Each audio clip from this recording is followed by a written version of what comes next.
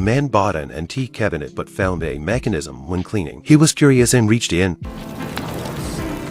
He opened the cabinet and found a pen and ink and many letters inside. All of them belonged to a woman from 100 years ago. Elizabeth is 29 years old, and her father is committed to marrying her off. But Elizabeth doesn't like the man. She tried to plead with her father, but he refused. These letters are Elizabeth's words to the man she imagined in her mind. But I ache for a love that burns like fire. Scott reads these letters over 100 years later. He sympathized with Elizabeth's plight, so he immediately sent a reply on his computer. He suggested that Elizabeth listen to her heart's choice, but the letter couldn't be sent after all. Scott later talked to his mother about the letters. His mother was interested in time travel. Soon after, she brings Scott a stamp from 1863 and a bottle of antique ink. She told him about a post office from 1957. This post office was built before the Civil War and still exists today. Late at night, Scott couldn't sleep thinking about Elizabeth's letter. Finally, he got up from bed and wrote a letter in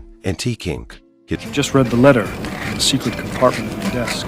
Dreams may be out there in the mist right now, just a heartbeat away. Who knows? Perhaps I'm the one you seek.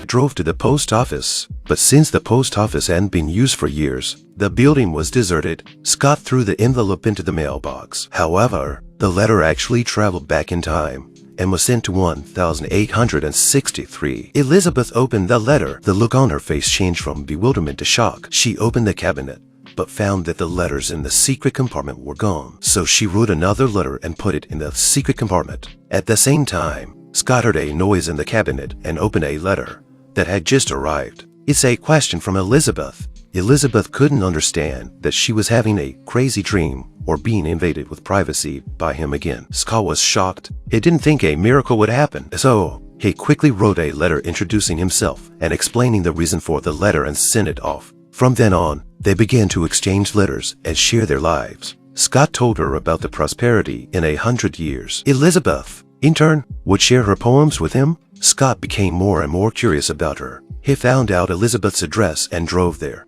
It's a meeting that spans 100 years. The man 100 years later looks ahead. The woman of 100 years ago seems to sense something and looks up. They both reach forward to feel each other's warmth and each other's scent. Then they even shed tears. Scott came to Elizabeth's home 100 years later. With the passage of 100 years, Elizabeth had passed away. Even Elizabeth's sister's granddaughter was already gray-haired, but Scott felt her presence when he was walking down the stairs. He went back and wrote about it in a letter. He said that Elizabeth had almost touched his chest. He also felt Elizabeth's presence. To his surprise, Elizabeth felt the same thing. The two of them were connected by an invisible string. Elizabeth took a picture and sent it to Scott. Scott received the photo and did the same thing. He read Elizabeth's poem and was so impressed that he wrote to encourage her to continue writing poetry. But the letter slips off the table and Elizabeth doesn't receive it. Elizabeth was tired of not receiving the letter for a long time and was tired of her parents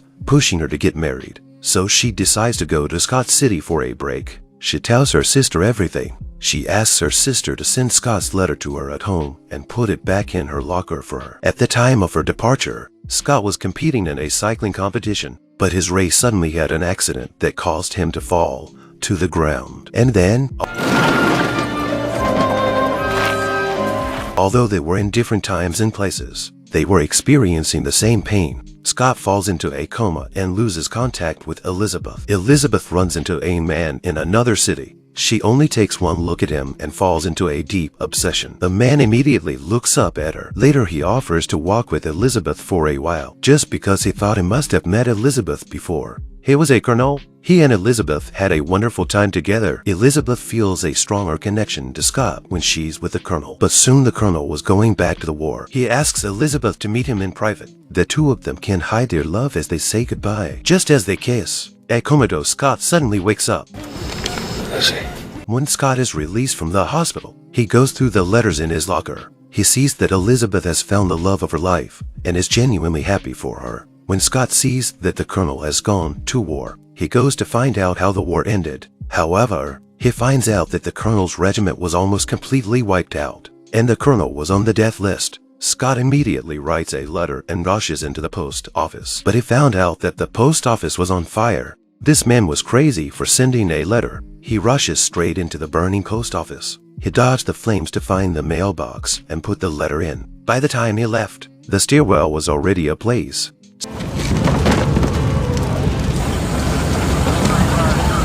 Scott was so desperate to stop the colonel before he fought. But it was too late. Elizabeth had already sent the colonel away. It took her several days to receive Scott's envelope. Her expression immediately changed, and she even drove the carriage to the station herself. When she bought her ticket, the conductor said the train line to the front had been cut off and advised her not to go. But Elizabeth didn't flinch. She bought a ticket to the nearest town to the battlefield. Then she hired a car to go to the front. When she arrived at the front, she saw many grim scenes. She asked a soldier about the colonel's regiment. The soldier told her that the war was terrible, and then he showed her a place where the wounded soldiers were. Elizabeth rushes over and finds the badly wounded colonel in a tent. He had been shot in the chest and was dying, but he asks Elizabeth to read him a poem.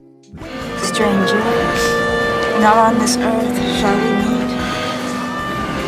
Though I have surely lived with you, dreamed of you. The colonel leaves the world with Elizabeth by his side. Meanwhile, Scott wakes up from his dream and feels a sense of fear. Later, he receives a letter from Elizabeth and learns that the colonel has died. He is saddened by the fact that the post office has burned down and he can no longer send letters. He realizes for the first time that he is in love with Elizabeth. On the other side, Elizabeth finds the letter that had slipped to the floor and sees Scott's picture. She was shocked because Scott looks exactly like the colonel. It turns out that they were destined to fall in love a long time ago. Scott couldn't send the letter, so he went to Elizabeth's home 100 years later. But he found that the owner of the house had died and left the house to the maid. He went to the room where Elizabeth used to live. Suddenly he was drawn to the dressing table and slowly walked over to it. At the same time, Elizabeth, who was combing her hair, stopped. She could feel Scott's breath. Scott put his hand in the air and placed it right on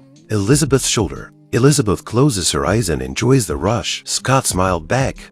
I miss you so much. The maid interrupts this intertemporal communication and brings him a box. This is Elizabeth's belongings. Scott looks through it and finds that Elizabeth was a teacher and never married. He also found the letters he had written to her and the photos he had sent her. That's you! How'd you get in there? Scott said that even if he explained, the maid would not believe it. Finally, Scott went to pay his respects to Elizabeth. Elizabeth's tombstone was engraved with the words, "I never forget you." Scott knew the words were written for him. Suddenly, a dog pounces on Scott. A girl ran out of the house next to him to call the dog back. When she looked up, Scott was stunned. He must really like you. He doesn't usually jump on people. This girl looked exactly like Elizabeth. As she was leaving, Scott caught up with her because he knew this was the one he was looking for. The two of them had faced the harsh reality of fate and the separation of their worlds, but they still traveled back in time to share love and life. So now they both live in the same time and space and will surely live a happy life.